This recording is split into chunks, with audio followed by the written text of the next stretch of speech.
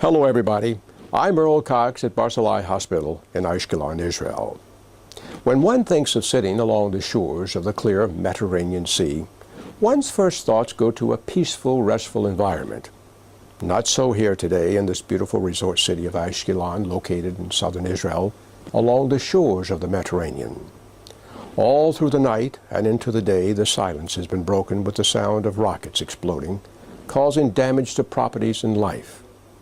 When the sound of red alert echoes across the city, residents have 20 seconds to find a bomb shelter, and that includes yours truly.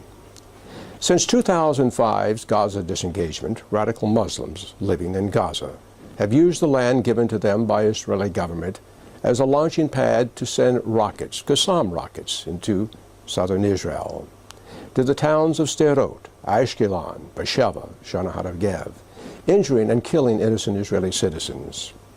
Earlier today, I had the opportunity to meet up with Israel's Minister of Tourism and ask him what impact the Gaza situation is having on tourism in southern Israel. Minister, I've had the opportunity to work with 4 ministers of tourism in 3 prime ministers' offices. And it's been a number of years. And I've observed what you've been doing since you have been the Minister of Tourism. And Israel depends very heavily on tourism. It supports the economy. And how do you attribute what you're doing is different than the others? Why are you seeing more people come to Israel now than we've seen under many administrations? First of all, I don't like to make the comparison between me and my predecessors. Everyone did a great job. I'm the manager of marketing. It's my formal job. It's also my education. So I see on my job in tourism as marketing of the product. What's the product? Product. It's the state of Israel.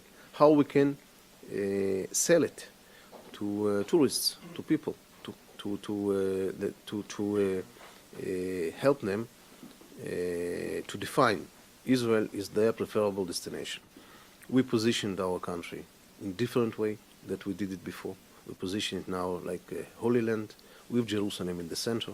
It helped. This is the reason why billions of people would like to see this country, never mind of their, if they are people of faith or people of no faith, but there is no one who doesn't want once in their lifetime to visit Israel, to see the culture, to touch the stones of Jerusalem, to go on the streets where Jesus Christ went, and so on. The reason why this is Holy Land with Jerusalem. The reason why to stay as much as they can, it's our richest touristical products that we in these 4 years improved in many ways. And I think that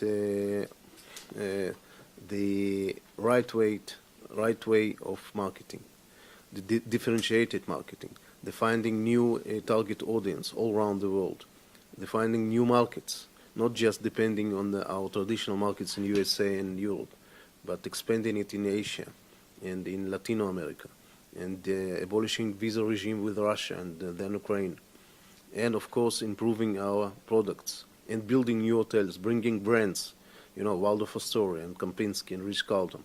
All those things, all the combination of those things improved the movement, and we have now 3 most record years in all the existing of Israel.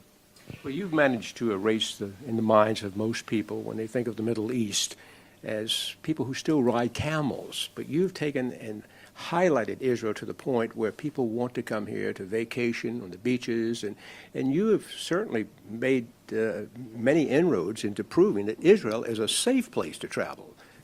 Absolutely right. For example, those who would like to ride camels, they can still do it, But we also accept camels have much more to suggest.